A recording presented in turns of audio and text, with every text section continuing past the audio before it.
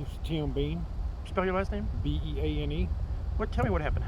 Well, my wife pulled up here, and a guy walked up to the car and pulled out a gun and was pointed at her like he was shooting her 3 times. And she drove off and parked on the other side of the store, and he was walking over there to her there too. And she was pretty shook up and called the police department. And he finally walked off, and when I got here, I've seen him. He went into the woods and was trying to hide, but when the cops showed up, they put lights on him, and he was basically threatening to shoot them. Like, I taped him for 6 minutes, and for 6 minutes, that's what he was just like. What was he just like? Yeah, he had the gun in his hand, like acting like he was shooting, but he wasn't shooting. Mm-hmm. And then when he walked back around the store, and when he did, I guess he either fired out. That's when all the gunfire went off. We heard a shot, and then the police officers returned fire. So I'm pretty sure he shot at him, is what it seemed like to us. And they had to shoot him. And once they had it under control, the ambulance showed up and loaded him up and took him to the hospital. So he might survive, I don't know. But it was a pretty scary time for my family. We're just glad that nobody else was hurt, you know. No, he was okay. So they parked the car and he approached him. Yes. You said he was kind of acting kind of odd. Yes. What was he doing? Just had his mouth kind of smacking, and really wasn't saying nothing. And had a stick slamming it down. And then when they, like I said, they rolled up the windows, and he pulled the gun out and aimed it at them. And now, who was in the car yet at the time? It was my wife and my granddaughter and my daughter. And then my mother-in-law was in the store getting something. So. How old are the kids?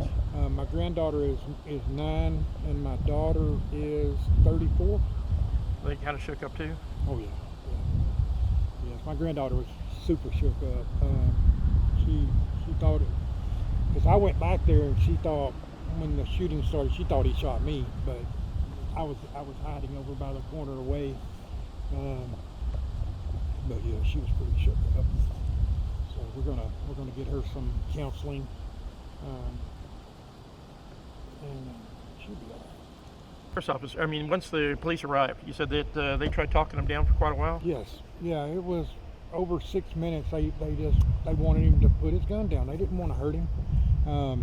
And they asked him, "Put your gun down, please, put your gun down." And he wouldn't put it down. He just kept doing it over and over. And then he started walking up. I think he thought he was going to get away and just walk this way and then be gone, but he was completely surrounded, you know. And they asked him, "Put your gun down." And I heard him once say, "Please put your gun down." And he just wouldn't do it. And I think he finally, when he got on this corner, I think he was fixing to put one in somebody, and he either fired or they all fired, because it all happened so fast. It was just like boom. They rang out I heard about 16 rounds go off. It was crazy. But they tried. They did everything they could not to hurt him, but you know, you got to do what you got to do. Yeah, Older guy, young kid? He was an older man, probably 55, 60.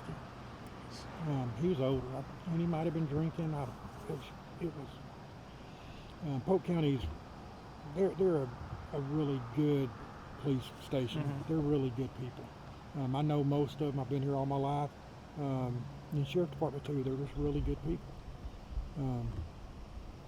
So they didn't want to hurt him, but he pushed it to the limit where they had to defend themselves. Yeah. And that's the sad part. But